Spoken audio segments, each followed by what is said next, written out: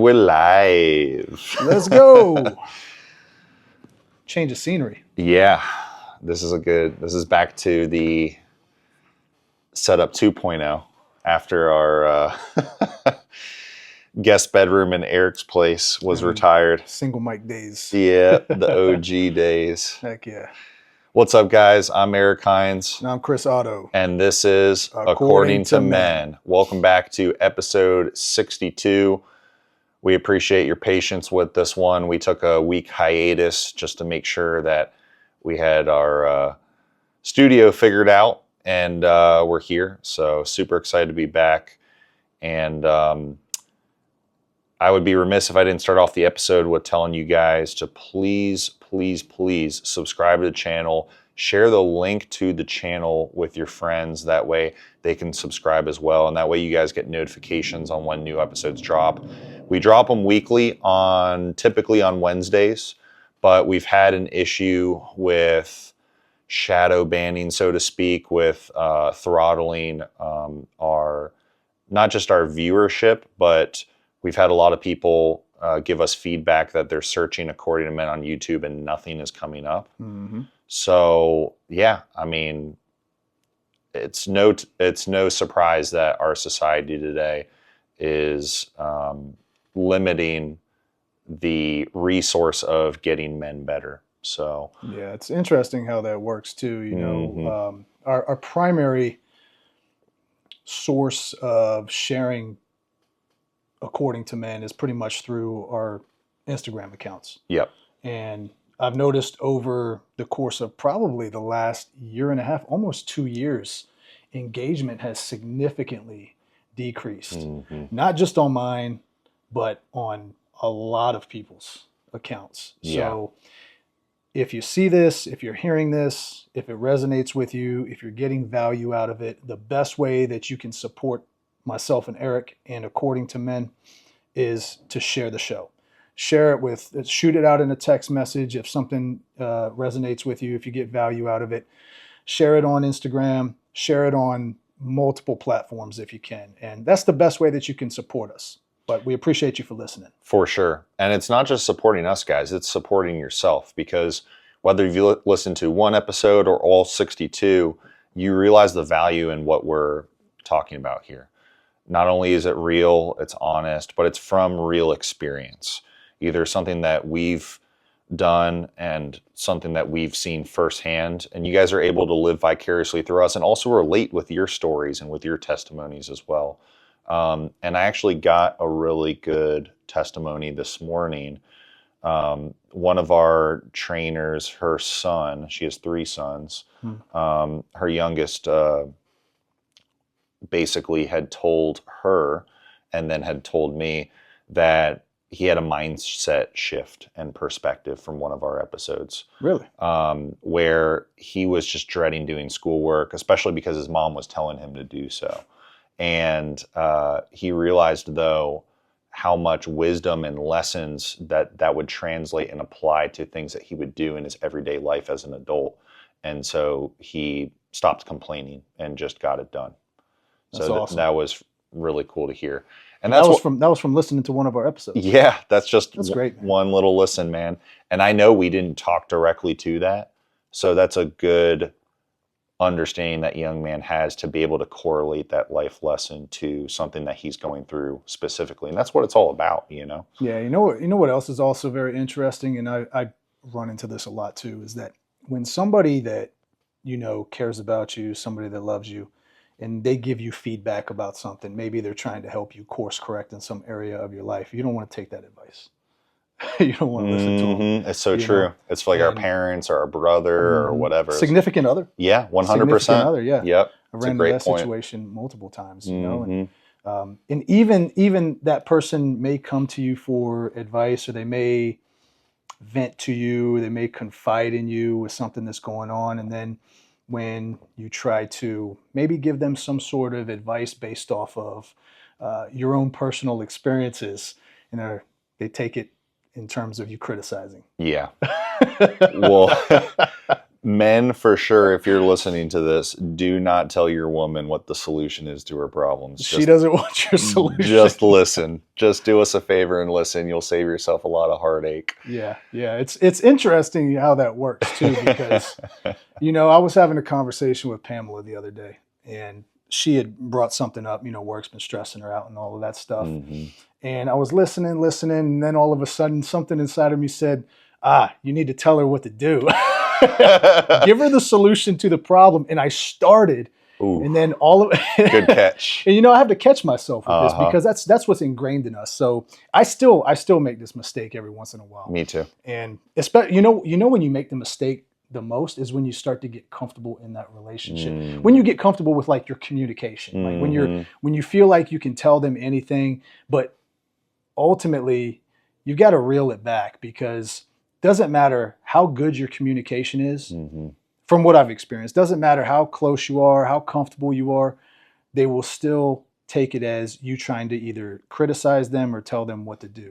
And maybe not 100% of the time, but a lot of the time, what I find. And that's how she started to take it. And I was like, hang on one second.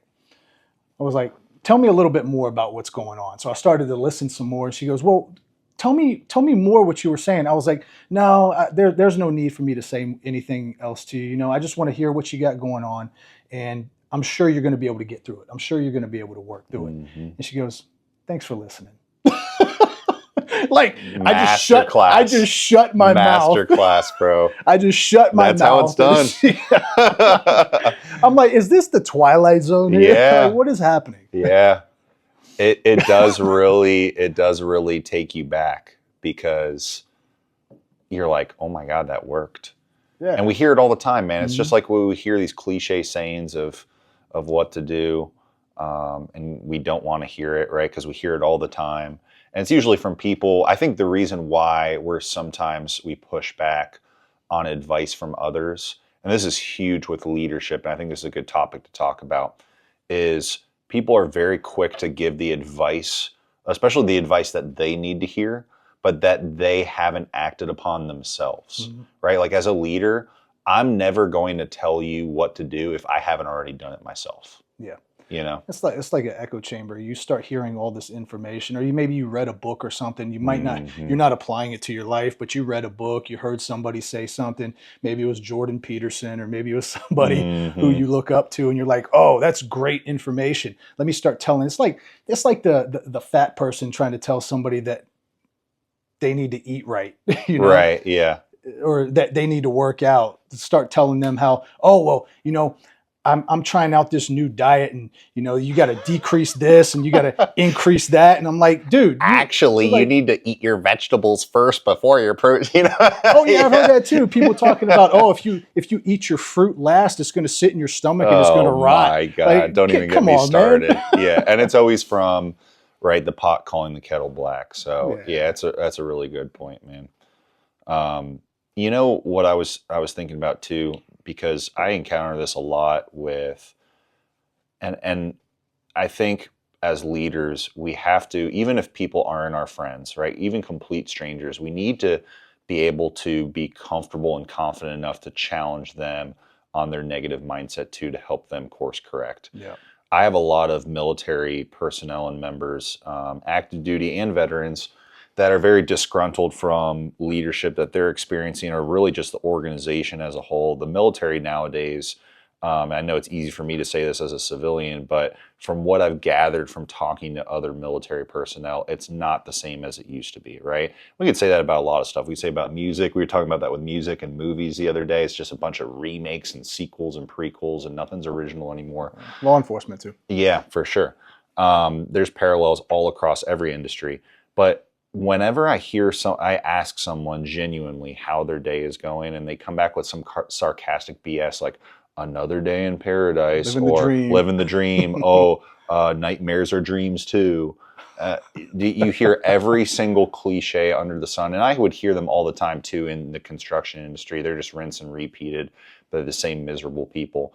And as of recently, like I've completely challenged that, and the direction I kind of want to go with this conversation is sarcasm, though be it kind of, it's almost its own language, almost like Ebonics. Mm-hmm. There isn't really any positive outlook from it other than like humor. But what is the humor at the expense of, right? Because what are you telling yourself with that thought that you're creating a verbal action towards, right? And we know how impactful that is as it relates to anything we manifest. Yeah. Yeah, I have to work at that too, because sarcasm is something that I've always been a pretty sarcastic person. Same here. And especially with my significant other, right? I'll be sarcastic sometimes, and it's not out of spite, or I'm trying to, be mean to the person or anything like that. But then again, you got to step back. You got to think, okay, to what expense, right? And it could be to that person's expense. Mm-hmm. You're saying something in a sarcastic. To you, it might be funny, but to them, it might be degrading. Yeah. Yeah. And that might not have been the intent. And that's something that because Pamela, she'll call me out on it real quick. She's real good about calling me out on it. That's great. And then I got to take a step back, and I'm like, okay, well, I might have thought that was funny, but she definitely didn't think that was funny. And there's a difference between being, kind of like joking around a little bit. Yeah, like pushing her buttons. Yeah, like, but then trying to joke in a way where you're kind of making fun of the person at the same time, and that's not okay. And that's something that I've really been working on for quite some time. Yeah, and I think when it's like almost your default language, like majority of what you talk about is in like kind of even just jestful sarcasm, right? Yeah. I think it's kind of like what we talked about last episode with AI as it relates to vices, is it makes the easy button easier, right? Yeah. And it becomes a slippery slope. It's kind of like, with alcohol and with getting drunk. A lot of people are not willing to cut off alcohol out of their life because they use this blanket narrative and lie to themselves that it's just for social purposes. It's just for this gratification. I don't do it to get drunk. Then why even do it at all, right?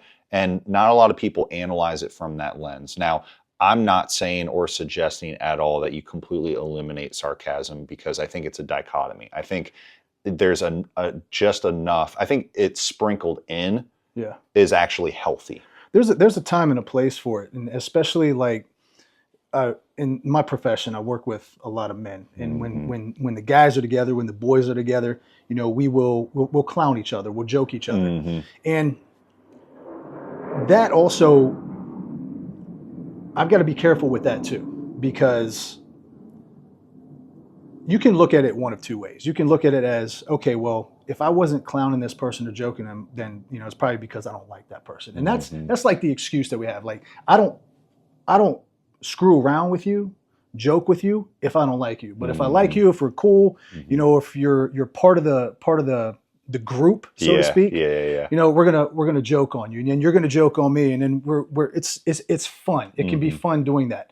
But then sometimes it can go a little too far, and when you got all the guys around and you're just constantly getting on this one guy about something that maybe he did, something that he said, maybe the way that he dresses or whatever it might be.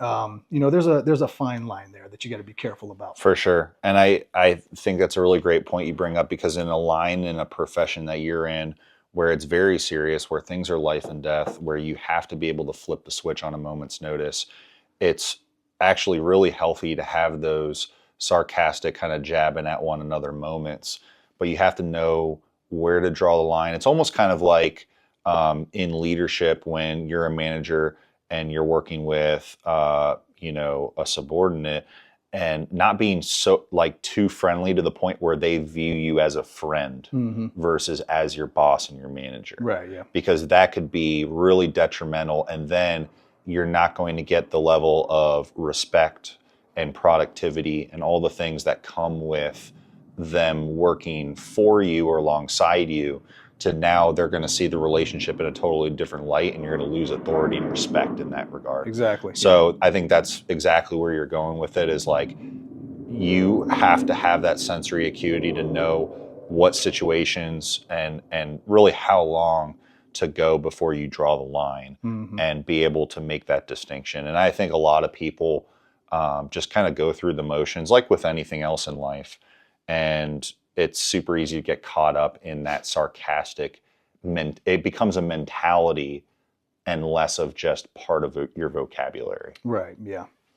Yeah. Interesting how that works. And just to give kind of a brief story, one of the guys that we work with, super good guy, also young guy, and been working with us probably for maybe a year. I think maybe a year, but he'll always come to work with this. Call it a neck gaiter or whatever. Oh, Right. yeah. So always wearing that on his, even when it's warm outside. Right. And so start clowning him about that, and just making little jabs at him, and he takes it really well, and he dishes it back out. So, you know, when it starts to get to the point where it's constantly the same guy over and over and over again, Yeah, that becomes bullying. That becomes kind of like a bullying scenario. So, yeah, you just got to be mindful of that. And then, you know, if you're ever caught in a situation like that, just kind of keep an eye on the other people in the group that might be doing that to somebody else. And being that, you know, we all should be seeing ourselves as leaders, take a step back and kind of call it out, so to speak. Say, hey, you know, or change the subject, because you don't want to constantly be ragging on the same person over and over again, because that can get a little old. Yeah, and nobody wants to be that guy. And also, you know, we just don't know. I constantly remind myself of this because, hell, an episode or two ago, you know, I got myself in a judgmental mindset, and I brought a point up, and Chris immediately kind of called me out on it in a super educational, respectful way that I think the listeners picked up on. And it's okay. We're human. We're men. We're, you know, when we're vulnerable like that, we have to be open and receptive to feedback. But I constantly remind myself, we don't know what the other person's going through. So they may be taking those jokes and they look like they're bouncing off the chest in the moment, but we don't know how that dude is compartmentalizing that feedback over and over again from his colleagues and his teammates back on the home front. And he may not say anything to anybody. And, you know, it just takes a moment of like you as a leader going to him and being like, hey man, I know we jar on you about the neck gaiter, but it's nothing personal. And like, if it gets too much, like speak up, like let me know and I got you. And unfortunately, man, like that specific situation I encountered a ton as a kid. And when it got to too much of a level, instead of communicating, you know, with my friends or those people that were doing that, I would just bully back. And that's where you get into a really bad scenario where you're just kind of like operating in that tit for tat mindset. And sometimes when we're kids and we're in those developmental stages, we carry that in our teenage and adult years without even realizing subconsciously. And then it can become way more of an issue because, well, the reality is adults, especially nowadays, get offended by freaking everything. Yeah. And you can really burn some bridges. You can hurt yourself with certain opportunities in business and your personal life. So it's always something to be mindful of, and just, you know, remember the delivery and the perspective that you're coming from with what you're doing, you know? Yeah, it's interesting too, because I think I was reading that the ancient Spartans, they used to use bullying as a way to help strengthen the young boys, toughen them up. Yeah, they basically, the entire group, they would the weak links, they would bully them. Yeah, and they would publicly shame them. Try and speak this morning properly, but yeah, they would use bullying tactics and public shaming in front of all the other kids. I think it's pronounced the agoge. Really? Yeah. Yeah, you know, and it's really interesting to see a lot of those tactics and how tribes back in the day operated, because very much like the line of work that you're in, like their lives, their existences were very much life or death. They had a lot more illnesses and imminent dangers from other humans and other civilizations and other animals and stuff, they had to hunt, and war was prevalent, right? And that's honestly how, people don't like history, but that's the reality of where we're at today is people conquered one another over and over and over again. And that's why I think today... That's how civilizations were built. 100%, right? Like winners tell history. Yeah. And it's important to note because I think that's why so many people they shy away from a true masculine conversation because they don't want to address that we have that barbarian nature at the core. Yeah, and you got to look at it this way too. We come from a long line of winners and conquerors, and we would not be here. We wouldn't be alive if it wasn't for winning and conquering. Yep, that's it. And that winning and conquering mindset is going to have to continue if you want to continue and you want your lineage to continue. And yeah, I love reading about the ancient Spartans, man, because it's fascinating to me, just their culture and the warriors that they were. Intoxication was something that they looked down on. Like they would drink their wine, mix it with water because they didn't want to get intoxicated. And they would make the young boys, what they would do is they would make the young boys watch like the degenerates, the drunkards, look at them, watch them, how they acted to let them know that this is not how you want to be. As a negative example. Yeah. Just look at this. Basically, this is pathetic. Like you want to be like that. You want to look like that. You want to act like that. Just to show them that this is not the way, basically. So they would make them watch drunkards just act drunk. Wow. Yeah. Yeah, that's a good lesson. Yeah, and it's totally the opposite in a lot of different ways today. And I think we've gotten more refined too. When we talk about winning and conquering, and we did things a lot more violently and a lot less unfiltered back then. And I think a lot of those methods and ways that things were done in order to acquire the W are seen as crude or frowned upon, but it's the reality of who we are as humans and kind of, where we started. You go all the way back to Adam and Eve. You go to Cain and Abel's a great example where, he killed his brother. And that was kind of one of the first instances of murder that we see in history. And the long lines of Cain with the Canaanites and kind of what that alluded to with their sinful nature and kind of how they went about and did things, and how they were kind of frowned upon from a ancestral perspective in God's eyes and a lot of the prophets throughout the day. But yeah, dude, I love reading up on that stuff too.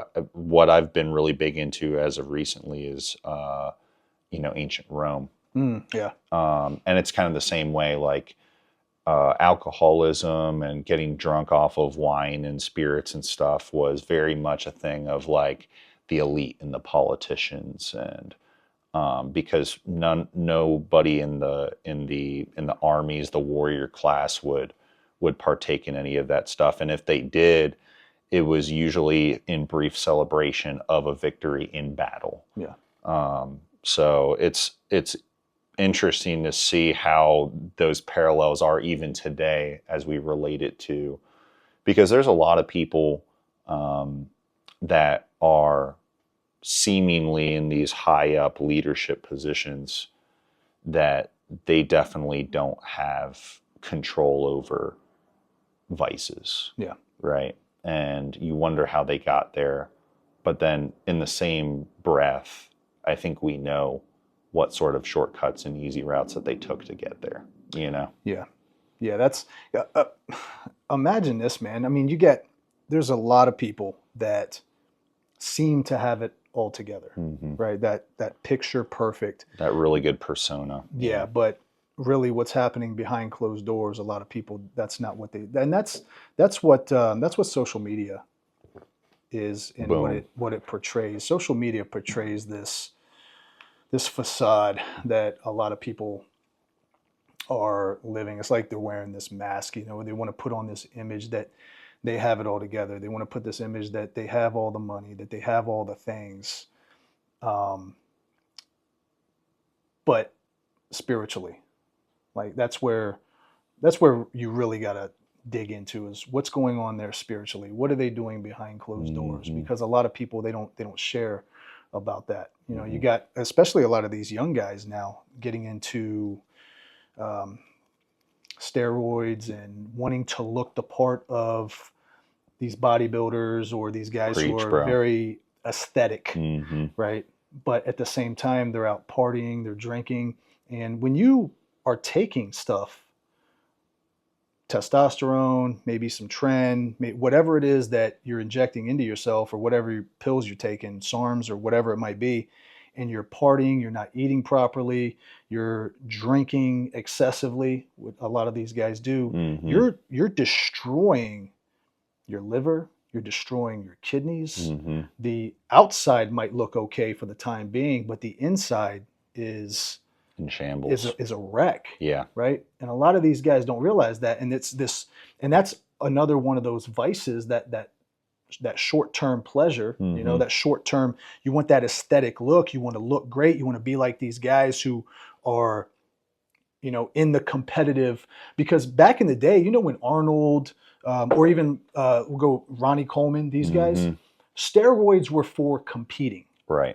Where steroids were for athletes, but now it's so for the sport. Yeah, it's for the sport. It's to enhance you for that particular sport. And now it's become so mainstream. You got 15, 16, 17-year-olds, as young as that, wanting to get on this stuff and starting to take this stuff and not realizing the damaging effects that it can have at such a young age. But not only that, combined with a piss poor diet, and you see a lot of these guys posting on these reels or their stories about, oh, this is what I'm eating today. I'm on that bulk, and you're just eating straight garbage.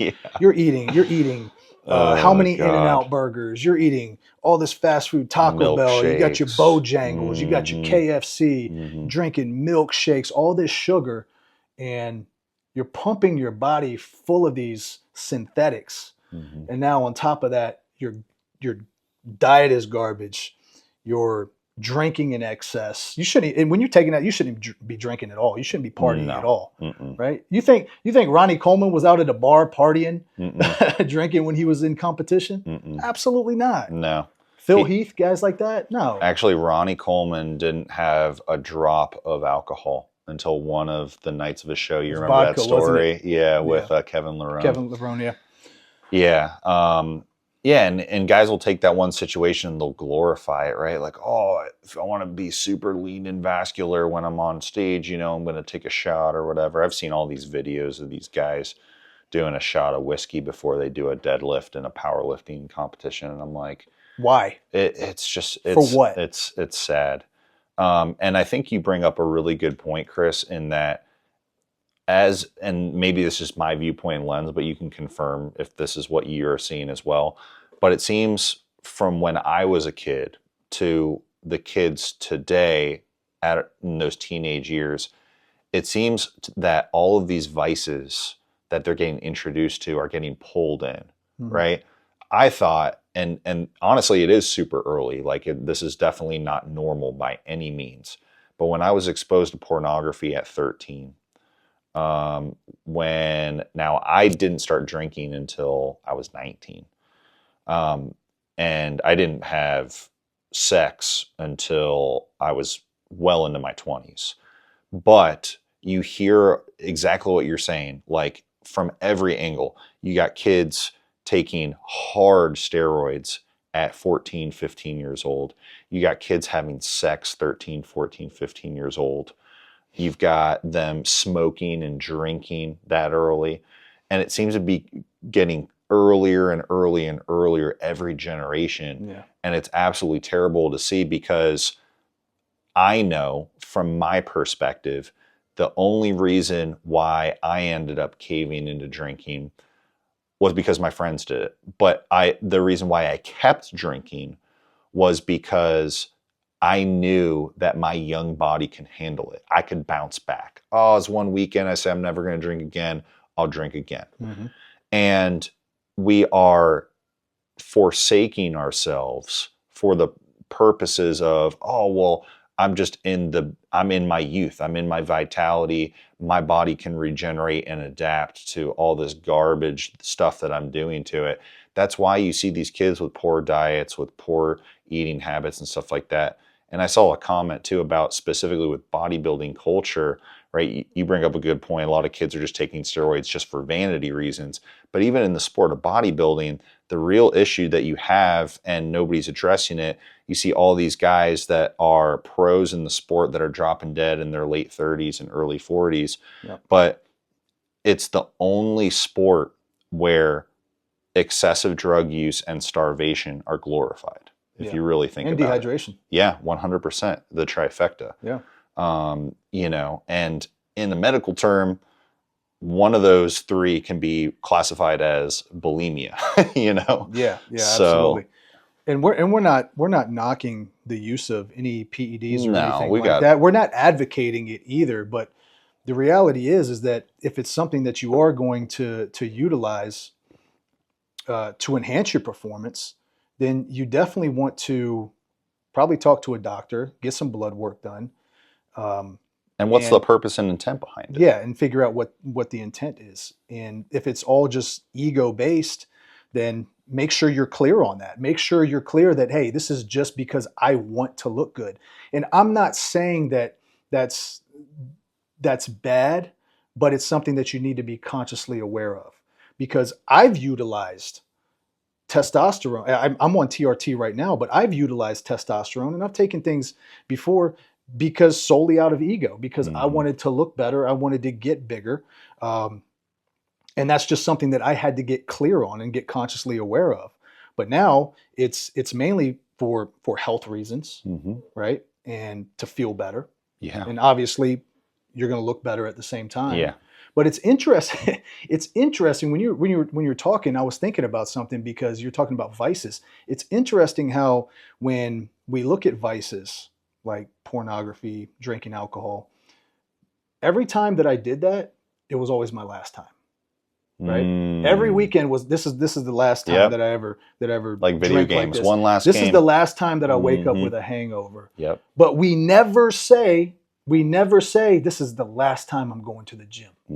Right? You shouldn't be doing it if you're thinking to yourself, this is the last time. So good. Yep. I'm not going to do this anymore. I'm not going to treat myself like this anymore. Because, dude, I would wake up hungover multiple days a week, multiple mornings, well, we'll say afternoons, sometimes waking up. Why am I doing this to me? Why am I doing this to myself? I'm destroying myself. Yeah. I hate feeling like this.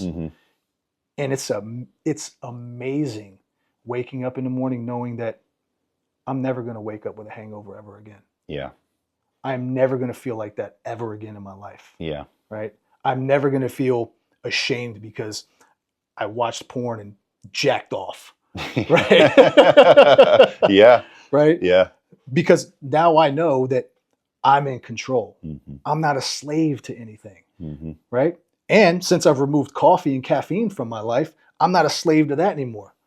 I just drink my tea, herbal tea. Dude, this green tea is fire. I appreciate you, man. Yeah, absolutely. Yeah, it's good. It's been a while since I've had tea, and yeah, I got to get rid of that. I don't even drink green tea, man, because it's got caffeine in it. Now, some people might say, "Oh, why don't you? You're an idiot. You don't drink." Look, that's a decision that I made. You've committed to something, and you're being a man of your word. That's integrity 101. And the key to everything that you're talking about right now is you took ownership of it. This is where people really miss the mark, especially these young kids. Let's go back to the steroid use for just a second. If you're going to take steroids and it's for vanity reasons, own that, okay? And be transparent about it. Don't be a coward. Don't say, I'm all natural, and don't try to mislead the masses who look up to you and your physique and your vanity and may have goals of vanity initially, right? Because when I got started in the gym when I was 17, pure vanity, okay? I also didn't know my butt from a hole in the ground as far as what to do, okay? I learned through trial and error over these last 16 plus years. But what eventually, and the whole reason why I named my gym Awaken Inside, is through those reps for the physical only, with the focus on the physical, on the vanity, right? It's totally okay to start there. I unlocked the mindset that I have today. I was able to see through the adversity with the iron in the gym what I was capable of. And it wasn't until I started that journey for the wrong reasons that I realized to keep going on the journey for the right reasons. Mm-hmm. So when you are being a leader, whether you're a good one or not, and you're making a decision, own that decision and wear it on your sleeve, because the worst thing you can do is mislead people under a different guise or a different agenda because you are afraid to take accountability for why you're doing something, okay? Because this is honestly like just like any other drug. This is how kids get killed. It's how kids screw up their hormones for life. It's how, there's no reason why these 17, 18-year-olds should be taking trenbolone acetate and looking like they're 35, okay? You're ruining your life, okay? And you're also, like, if you want to have a family, there's so many things at play. First of all, are you going to live long enough if you keep blasting like that to even be able to have that conversation with your future missus? And secondly, are you even going to have the sperm count to be able to do that, right? It opens up Pandora's box. So you have to be very careful. Again, Chris and I are not saying yay or nay to this, but the ultimate question is, are you going to be accountable to whatever decision you make or do not make? And that is the absolute key here, because it's not just for you, it's for everybody else watching you, and people are paying attention. And I think too, when we realize, and we've talked about this many times, because this is kind of the ethos of how we operate, and especially as we've grown spiritually on our journey, is none of these things that are external, that are outside of ourselves, are necessary. And we realize that. There's a lot of things that we realize, and we may go through seasons, or we may completely eliminate it altogether, right? Chris may never have caffeine again. It may just be something that he's like, I understand the power and what I can do without it. I don't need it. And it's no judgment against people that take it, because it's the most popular drug on earth and it's the only one of the few legal ones. But he may awaken that power within himself from abstaining for so long that he never has to do it again. And I could totally see that happening. Yeah, and when I think about it like this, I get into the gym, man, I feel absolutely amazing. I crush a workout. I can go longer probably than most people, longer and harder probably than most people. I completely agree. Like, what's your excuse? I don't need no caffeine. I don't need no pre-workout to get in there and freaking dominate a workout, conquer myself, conquer my mind. It's all up here, man. It's all in your head. It's interesting what you're talking about too, because I'm reading Jordan Peterson's 12 Rules for Life again. Nice. I didn't finish it the first time because I don't know, maybe I wasn't ready for it. They say I agree with that. The teacher appears when the student is ready. Mm-hmm. So I started reading it again. I can't talk today for some reason. The words are just... You're good. So I started reading it again, and he's talking about how most people, this is very interesting to me, most people, and it's right in line with what we're talking about today, they will drop everything in their life to go take care of somebody else. If their dog needs something, they will do whatever they can to take care of their damn dog, take care of their little kitty cat, take care of their little birdie in the cage, take care of their goldfish. Oh, I got to feed my fish, right? They will do everything and make sure that they're eating properly, make sure that they're getting the right kind of nutrition, the right kind of diet. They will tell their friends that they're probably drinking too much, but they will not take care of their damn self. They will take care of everything else, but they don't respect themselves. They don't have the standards for themselves, because everybody else and everything else is more important than themselves. That's powerful, man. Because imagine how we would show up for other people if we took care of ourselves to the maximum degree. Well, and take a relationship, for example. Both of you need to be at your best. She wants you at your best. Preach. You want her at her best, right? I don't want my woman slipping. Like you need to be at your damn best. I expect a lot out of you. And then if a woman chastises you for calling her out on that, man, absolutely not. Because I'm pushing myself every single day to be at my best. Yep. I expect you to be at your best. 100%. Those are the standards that you need to have for yourself, right? And I'm going to help you in any capacity that I can to help you. And I expect you to help me in any capacity that I need, right? Yes. But I'm still going to do it regardless. For sure. Like, I'm not dependent on anybody's help. No. But people have this mentality that everybody else is more important than they are. Yeah, it's so true, man. And it goes back to what we talked about with giving advice, right? Like, why would you give advice if you weren't able to and willing to take it yourself? Right. You know, and act upon it. That's where it needs to come from. It needs to come from experience. And I think that's why we've seen so much success, even with the viewership throttling and the shadow banning and all of that, and the technical difficulties we've had over the year and a half.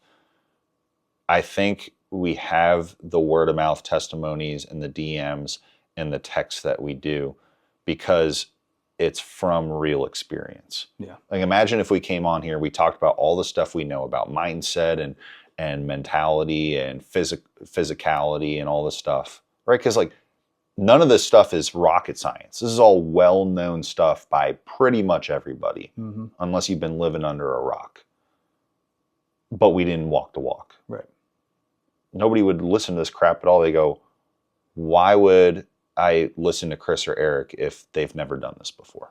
Yeah, it's the practitioner versus the theorist, man. It's you can talk about theory all day long. You can talk about and that's fine. You can talk about something that you read to somebody who might need that information, but if that person doesn't want to be like you, look like you, act like you, and you're trying to preach this information to them, what makes you think they're going to listen to you?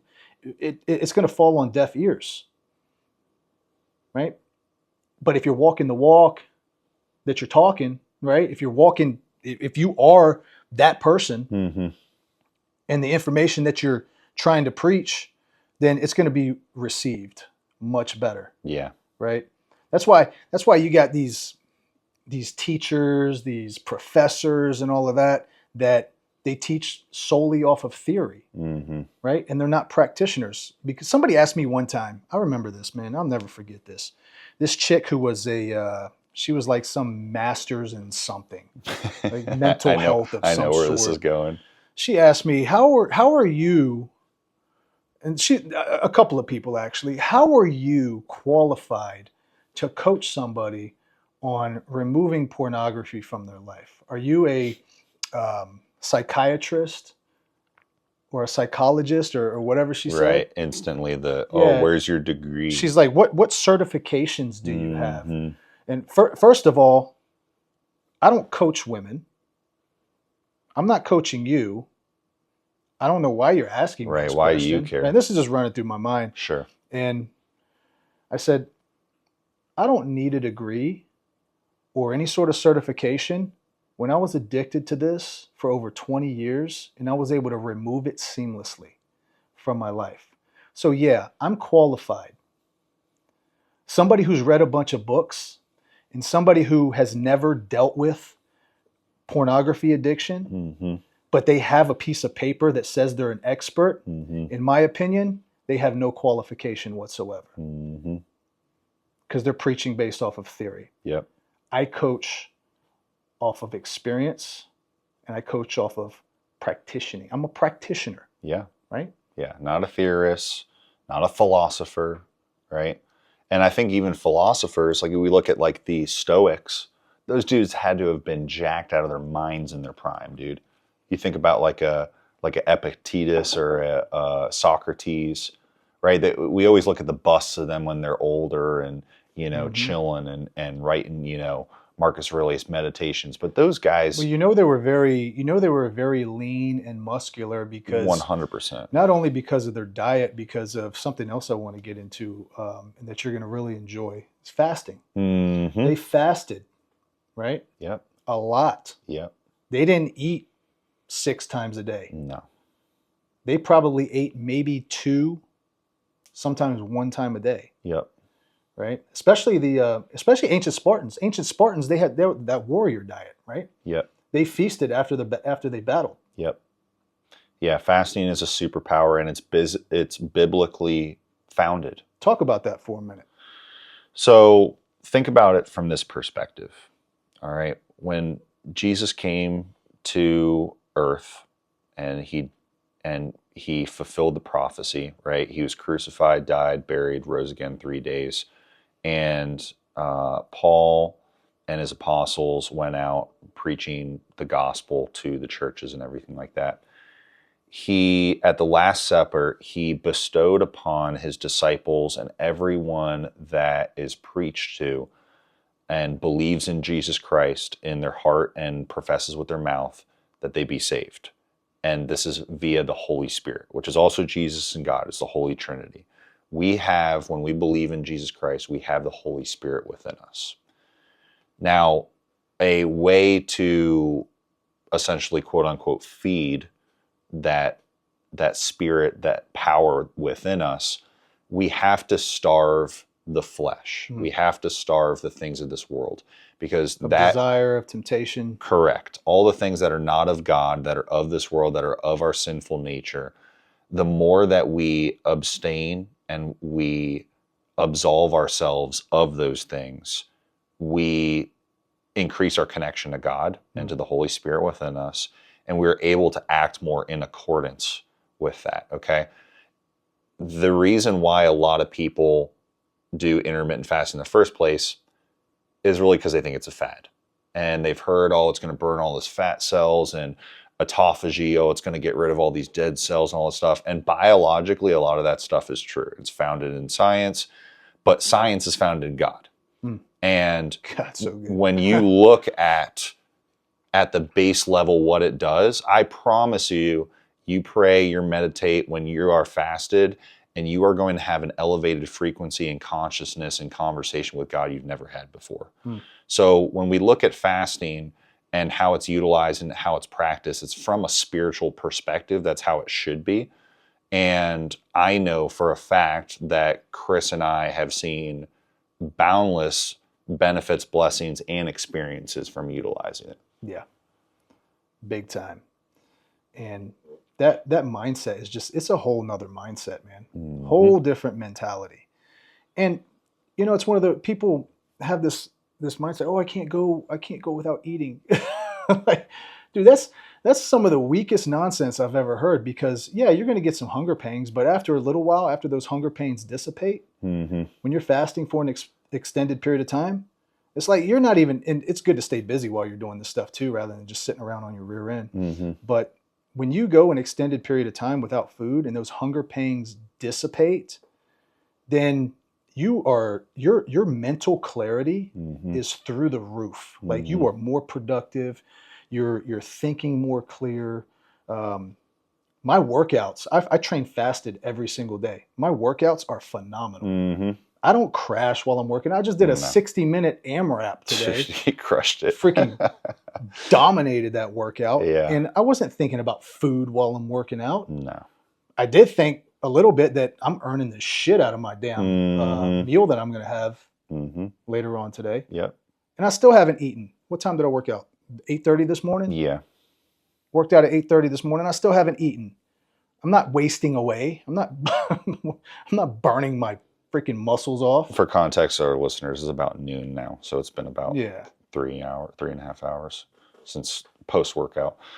Yeah, and back then, it definitely, again, we are a product of our society. It is no mistake, just like how we see literal softcore and hardcore porn on Instagram pushed into our algorithm as men, right? Even if we don't follow any of those pages. I got a good screenshot I was going to post on, I'll post on According to Men's Story so you guys can see what we're talking about. It's the same with fast food, right? Why was fast food even created, right? It's certainly not real whole food, for sure, okay?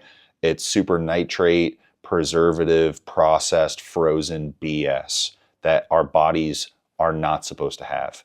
And the whole intent with it being fast is that it's convenient. And when things are convenient, you get comfortable. When you get comfortable, you get complacent.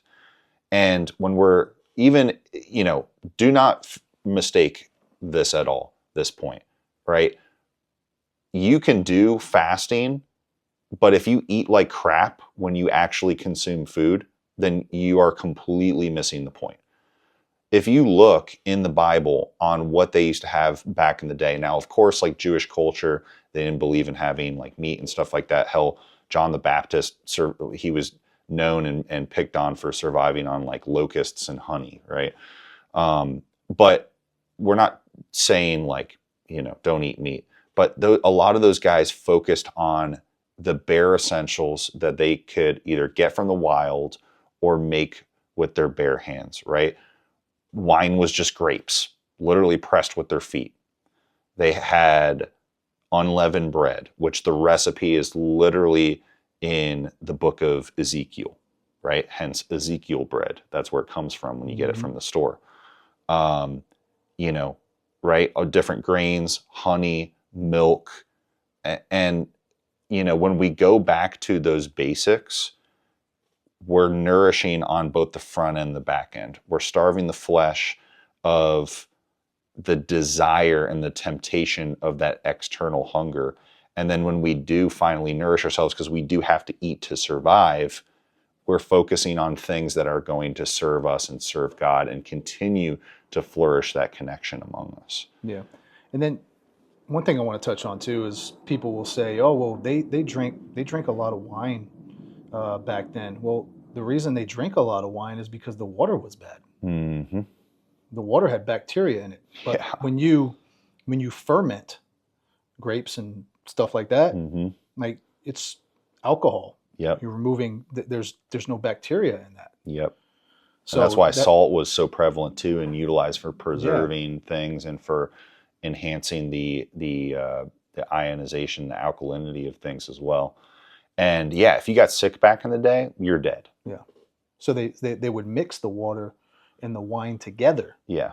So the effects of bacteria will be much, much less. Yeah. It's truly fascinating, man. And it's also interesting. It's almost kind of a telltale sign that if people scoff at you and question you and look at you different for doing things that were like tried and true and tested back in the day and worked and still work today, you should probably do that thing. If society is telling you are bat crap for doing it, you're probably on the right track. Yeah, probably.